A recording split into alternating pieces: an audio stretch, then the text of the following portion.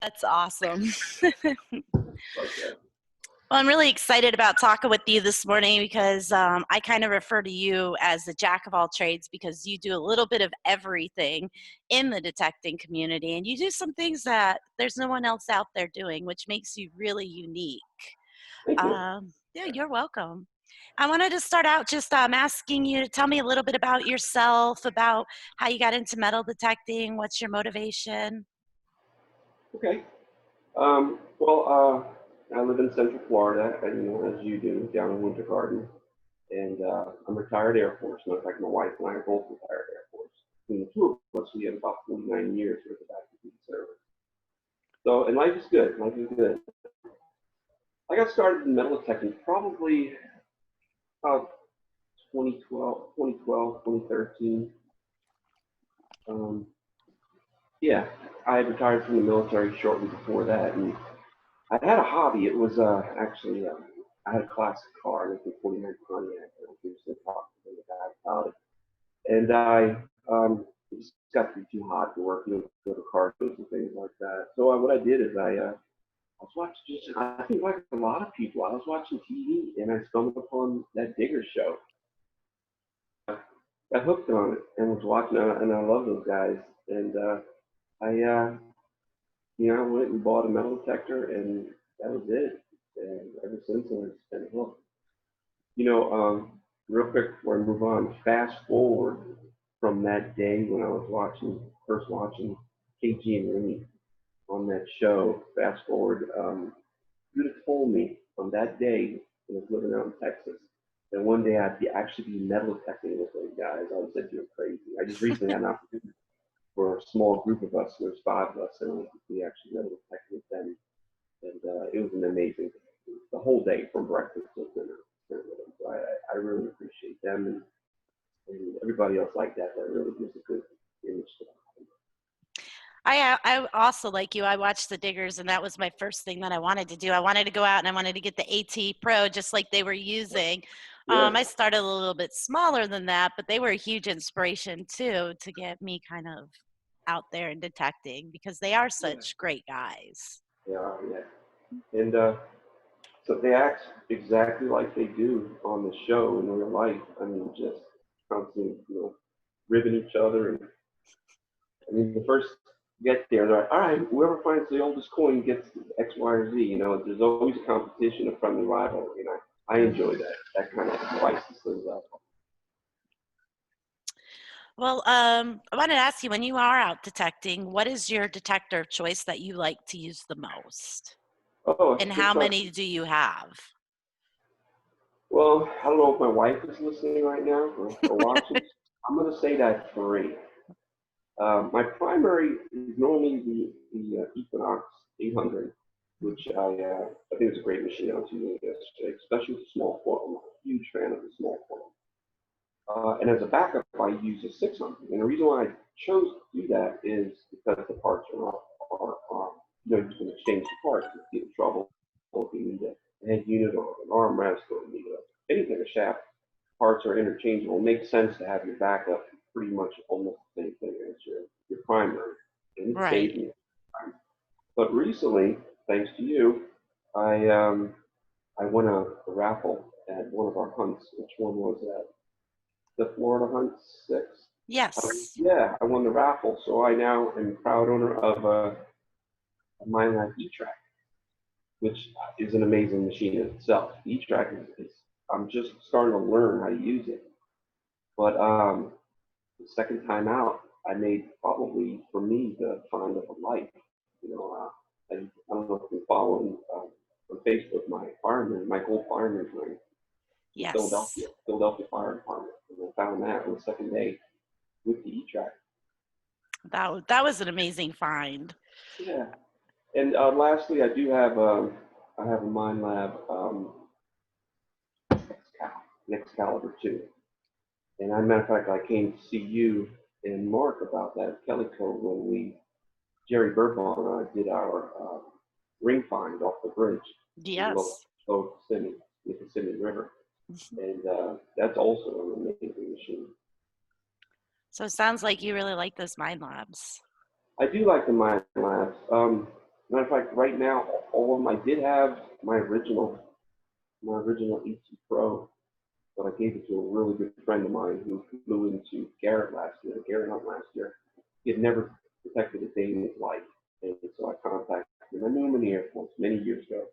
So he flew in with no gear, no nothing. I outfitted him with everything, including that AT Pro, and he crushed it. He found a coin cache, got himself a Garrett coin cache, or cache master patch, and I ended up giving it to him. I told Mark, I want you to have this, and he lives outside Manassas, Virginia, and he's in a prime area. So yeah, Hmm. my Pro now I've passed it on. That's awesome. That's amazing. That just kind of speaks for the type of person you are, Gary. I appreciate that. And just really quick, Dwight from New Age Goodies and Note to Macro, he's on watching right now. We got James Savage. He's a Texas relic hunter. He's been tuning in with us just about every day watching us. And we also got Jethry Rule, who said he loves your art. Yeah, those are all good guys. Dwight and I, we go back. Wow, we had some amazing hunts together. Um, One thing I always like about Dwight, he's a commissioned master.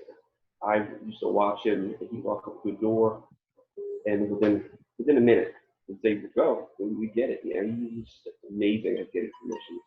And I know the other names too. A lot of those guys have said hi to me and made compliments about some of my work. So thanks, guys. I appreciate it. Well, kind of diving into that since it was brought up, you do something in addition to metal detecting. Before we get into all of your specialties with metal detecting, what makes you so unique that nobody else out there is doing, Gary? Oh wow, that's a good question. Just there's a lot of things that I do that are connected to metal detecting. I love the hobby. I owe the hobby a lot. And one of the reasons why I do some of the things I do is we had a tragedy in our family several years ago. We lost our oldest son in Afghanistan. And it was right about then that I was actually getting into metal detecting. And the more I did it, the more it helped. It was very therapeutic. It helped to, get me back on my feet, take me out of the funks that would roll in. And so right now, I'm pretty much everything I can think of to do with metal detecting, I do. Of course, I do the restoration. Love restoring my find.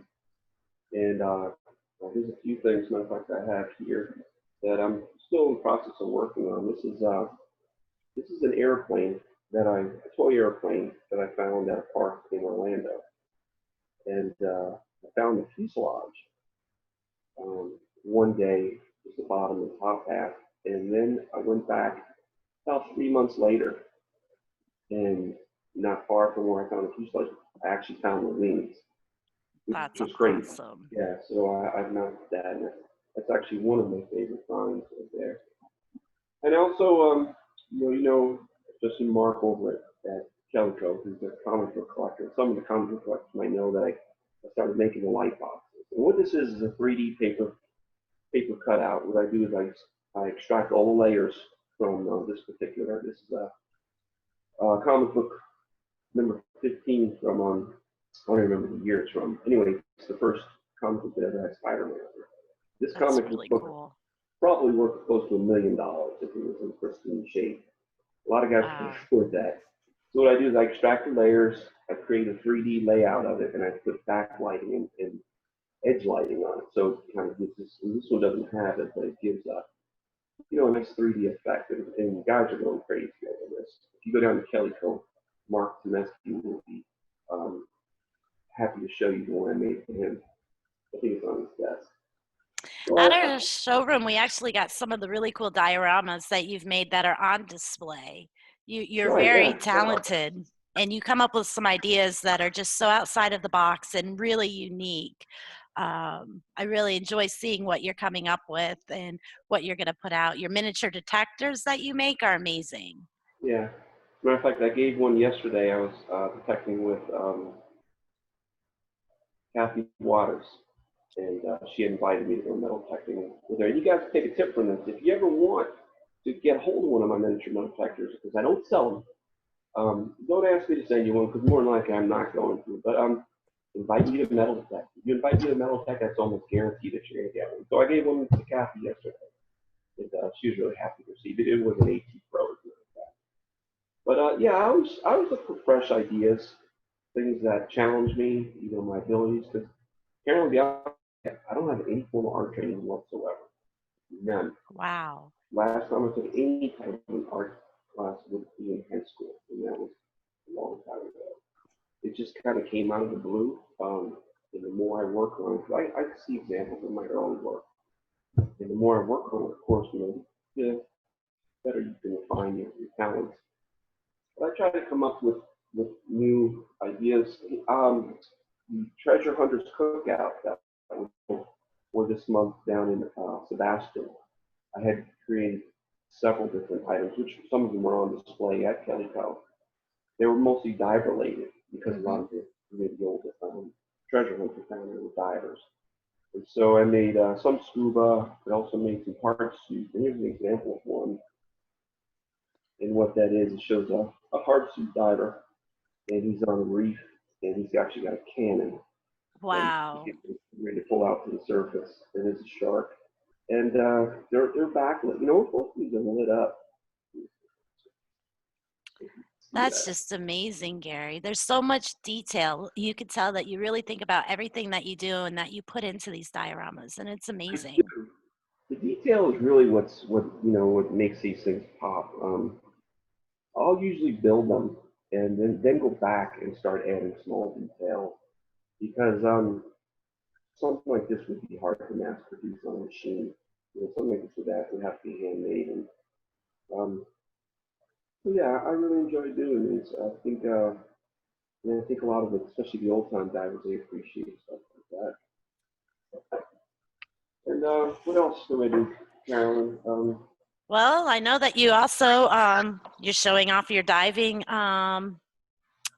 dioramas that you make. I know that you're actually a certified diver. I am. I am. As a matter of fact, I can thank Dwight for that. And I grew up on the east end of Long Island, and during the mid '70s, it was '75, Jaws came out. I lived a quarter mile from the ocean. I used to go on the ocean all the time. I loved it. And then Jaws came out, and it traumatized me pretty much for a lifetime. It just dark water scares the crap out of me.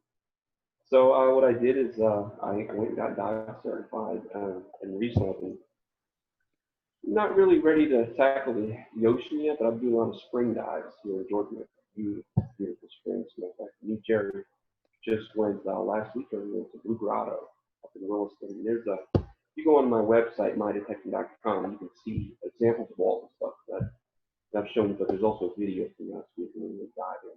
That's Blue Grotto. We also do ring finders. Yes. Which is metal detecting, but there's a diving classification to it. And recently, Jerry and I went and were contacted by an individual who was jumping off a bridge, and he had a wedding band that belonged to his friend or his wife's grandma, Jerry was rich. And when he entered the water, it flew off his finger. Contacted me. He was sick to his stomach that he couldn't believe that it was gone. And so we said we'd give it a shot, and it was rough. It was about a 15 to 20 foot drop from the bridge, and then about 18 feet deep, and the water was literally like your coffee. There was no visibility. It was like inches in front of us. And so, long story short, we hit the water. We found out that his wife had videotaped that actual jump. So we were able to pinpoint approximately where he entered the water. And within an hour, Jerry, who's my friend Jerry Durbar, who's a master diver, found it within an hour, which is the odds are just incredible. Right. No sight, and what he did is he started doing circular search using a string, and he put his hand on the bottom, and instead of literally jumped onto his finger, and that's a true story. And it came up, and it was the ring. Wow. And they were just they were stunned. They were stunned. And it actually made the news too. Again, on my website, mydetecting.com, you can see the actual video from actually on News Channel 6 in Atlanta. That's amazing. Yeah. Speaking of Jerry, we also got Jerry Burball's watching, and we also have Mark Hoover on here, and Kelly Wu, my friend Kelly from Kellyco. Cool. She's on here watching as well. So we just wanted to say hi, guys, and good morning to you as well. Um, Gary, with Morning.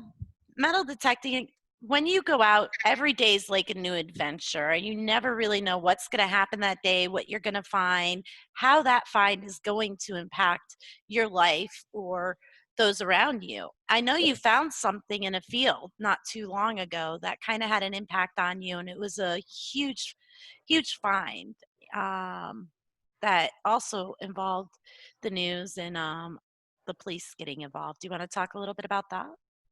Yeah, I will. It's not a nice story.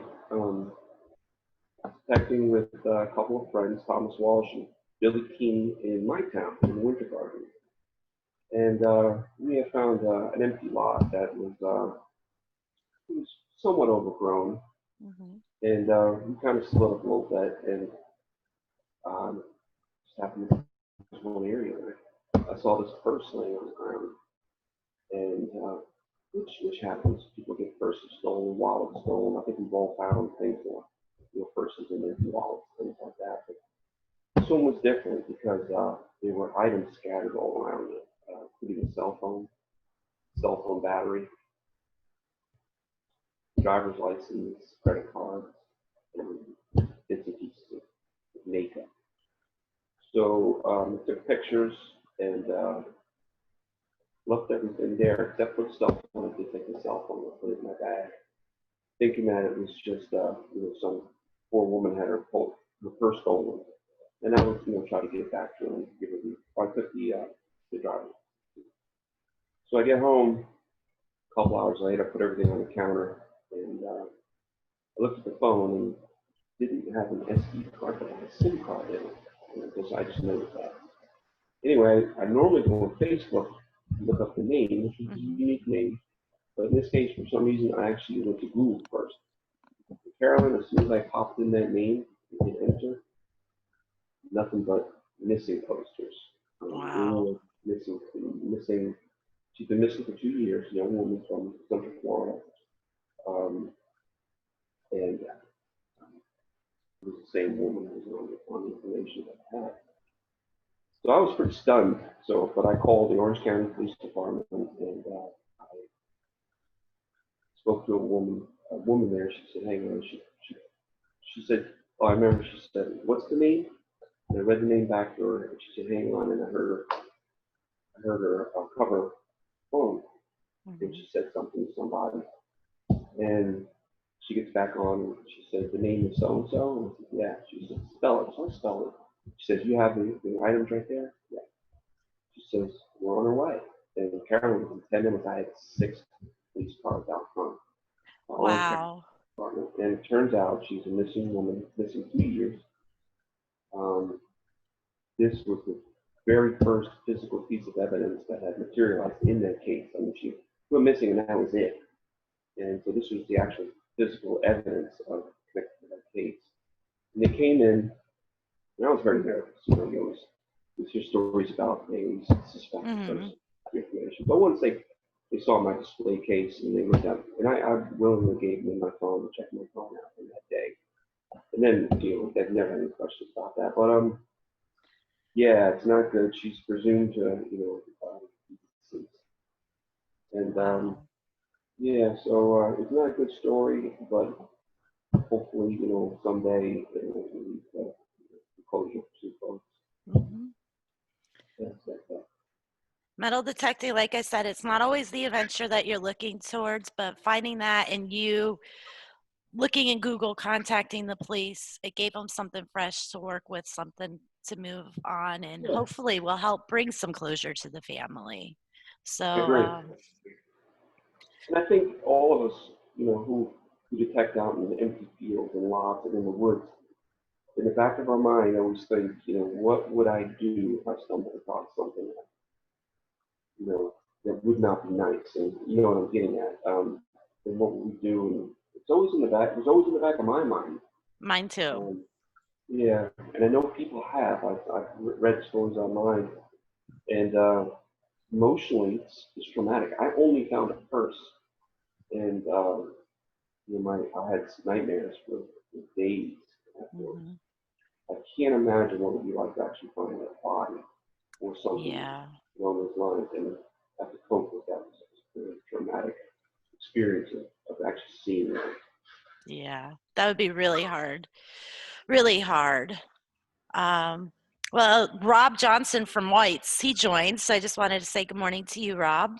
Well, Um, so let's kind of jump off that subject and talk about something a little bit different. Do you have any new projects that you're working on, Gary? Anything in the um, works? I do. I have always have a few things. What I'll do is I'll start something, and then I'll be hot and heavy in it, and I'll paint it, and I'll say, okay, I gotta let it dry, so I'll put it on my drying shelf, and then I forget about it, and I move on to something else. So when you guys see this stuff popping up every day, that I'm putting something new every day, it's usually because I've got 6 or 7 different things going at once, and they just happen. I'll finish them, I'll post it, and I'll finish and post it.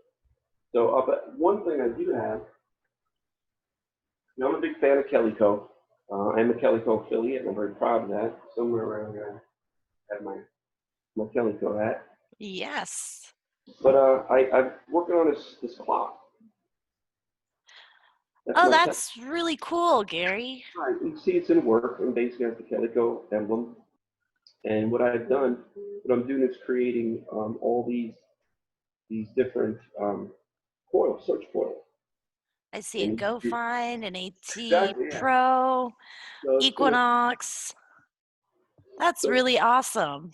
what you'll be able to do is you'll be able to take your primary and your backup detector, and when I ask you what time it is, you'll say it's 20 minutes after, the MyLab Equinox. So yeah, That's really awesome. that's something I'm working on right there. There is something I'd like to talk to you about. There's actually a couple things, but and I know you're going to ask about my favorite find, and I would have said the airplane, but last night, I actually, out of the blue, I got an email from a guy named Joe. Hmm. And Joe, he says to me, and he said I've been researching something for a restoration I want to do, and on Google Images, an image that you own popped up, and this guy was really excited about it. And what it is, Carolyn, is 7 years ago I was detecting in Texas, and I was detecting an empty lot, and I found this metal plate. It's a brass plate. And at first I couldn't read it all because it was black. So I took it Hmm. home and cleaned it up really good. Now I remember one of the old time neighbors saying that there used to be a speakeasy in his lot from the 1930s, and the speakeasy burned down. So this plate was all black. But I eventually got it cleaned up. And what it is, it's a brass identification plate from the 1930s arcade game. It was made by a company called Balance. And the arcade game was called Ray's Track. Kind of Hmm. like playing racetrack, but Right. Rays. And Ray was the founder of Bally's arcade game. So Ray's Track, and the game itself really interesting. This is on my website. It was a flat table. It was coin operated, and you used to put coins in it, and these horses would run down the track, and there was an odd wheel inside that would pay out. The coins would drop down into a secret drawer. Oh, They wow. had this in this. It was basically a gambling device, possibly Okay. possibly during the early days of prohibition, or late days of prohibition in the early 30s. So this guy named Joe, he actually wants to restore uh, racetrack, and so he saw the brass plate that happened on the website, and he asked me about it. First, he wanted to Wow. know the story, and then whatever he interested in selling it. So I wrote him back, and I said, Joe, I hadn't thought about it in years. Right. To go in my display case and find it. It was way in the back. So I asked him, tell me what you want it, and just make me a fair price or a fair offer. So he wrote back and explained that he had the opportunity to buy one and he wanted to store it, and would I be interested in creating a mold of it so that he could create a replica of it. And I told him, I said, man, you got an opportunity to create, restore this game. There's no way you can put a replica on it. Right. I offered to give it to him, so I'm going to send it to him. And Awesome. the only thing I ask is every once in a while you send me back a picture during the restoration, and then see what the final thing looks like. Yeah, so that little brass plate from the 1930s arcade game is probably right now front and center in my finds favorite. That's amazing. In fact, you may be actually listening or watching me right now. I'm not sure, but that's going after him. That's awesome. That's a good story. I mean, sometimes you just find something and have no idea what it is. I had a good No, friend of mine, Alan James. He yeah, told me when I first started relic hunting, he's like, there's going to be a lot of stuff you come across. You have no idea what it is. Even if you think it's junk, hold on to it. So that's why I got barrels of junk. It's because of Alan. But true. um, going through some of that stuff, as I learn more about metal detecting finds, I can go in those junk buckets and identify things. So sometimes Right, it might not make a lot of sense when you first find it. You have no idea really the story, what it is. And then something amazing, like somebody contacting you 7 years later about a find. That's really exactly. amazing. The other thing I want to share, Carolyn, this is something that's first front and center right now in my finds arena. Is with recently I was able to pick up a that I spoke about, Mhm. and so I was detecting in a town nearby, and I was getting ready to quit as a matter of fact, and I found this ring. I don't know if you can see that. Wow. That is a gold. It's a gold ring from the Philadelphia Fire Department, and Wow. it's got all kinds of emblems on it. You know, firemen, just all different emblems. And it says Philadelphia on it, and you got to wonder what is a ring from Philadelphia doing, you know, field in Central Georgia. So cleaned it up really good, got all the information on it, made a little video, and I've been sending it out to different agencies that are related to the Philadelphia Fire Department, the union, and you know all the news outlets, all about 5 or 6 different agencies. And I pretty much I put a reward for it too. If anybody has any can give me any information that leads to the rightful owner of this ring, you know, I'm giving one of my dioramas.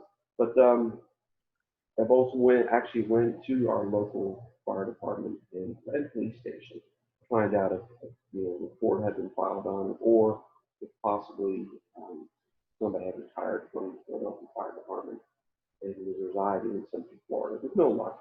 There is no name on the inside of the ring, but there is an inscription, and it is a date and it has um, the rank of promotion. So I'm pretty sure it's a promotion Wow. rank.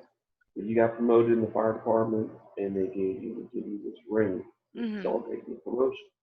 The date is it's more than 20 years old. So the individual would more than likely be retired by now. And so I was hoping it would be a local individual I could track down and return this Right. ring. So far, no luck. So if anybody you can go on my Facebook page's information, on my YouTube page's information, and you know, pass on the video, and maybe we'll be able to return. You know, we do like to return rings. Hmm. I'm pretty sure I know you've returned at least one high school ring, Yeah. and yeah, and I have two. But this is the first time I've ever had the opportunity to return something that was a little higher end than a high school. High school ring is easy. Come on, it's got name of the school and the guy's person's name on it. Right. It's pretty easy. Yeah, it's more of a challenge. Yep. Well, Gary, we're just about finished here. Is there anything else that you want to go over? You want to talk about? I don't think so. You know, this whole COVID thing has got us all kind of a little stir crazy. Yeah. Um, I think yesterday I was detecting with Mark Hoover and Jerry Burbaugh and Kathy Waters, and probably one of my last opportunities to get out of the house. You know, we're safe about it. We don't get too close and we don't make contact, but Right. it's still risky, you know, to do it. And so I just, you know, like everybody else, got to come up with something else to keep me busy. Now, luckily, I do have a lot of these little things that Yeah. I can do. But I have projects around the house that I want to do also. And the one thing about it, I think it's slowing us down and kind of giving us a social reboot. I know my neighbors. I mean, the streets. I've never seen the sidewalk so crowded. People biking and walking and waving. And sit out front working on my car or something like that, and also you meet people you've never met before. Mhm. So in that aspect, it's kind of nice. It's slowing us down. Today I went to my local Walmart for the first time in weeks. I see more things on the shelf.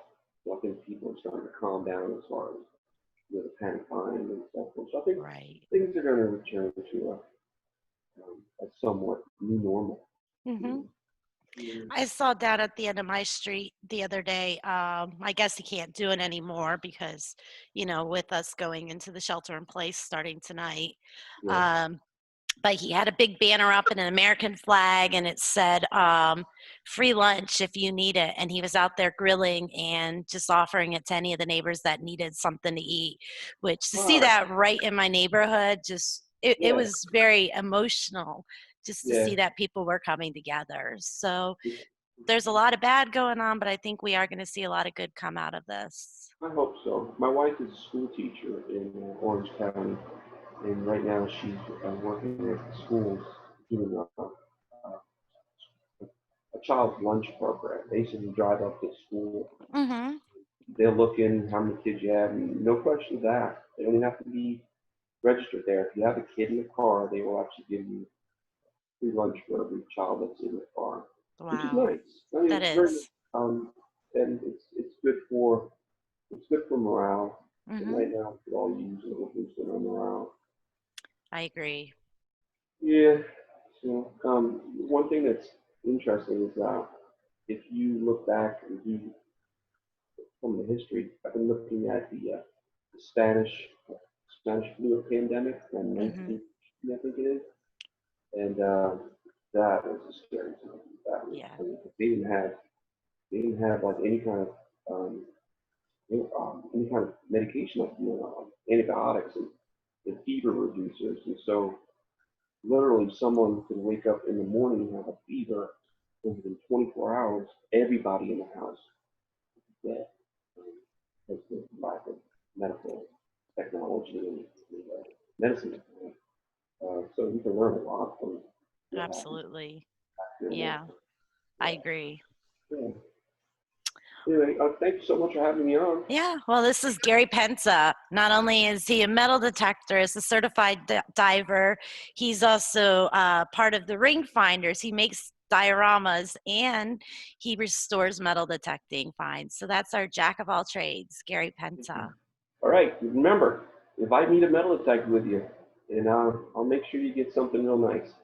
Awesome. Well, All right. have a good day. Cheers. All right, take care. Have a good morning. Bye bye, guys. Bye.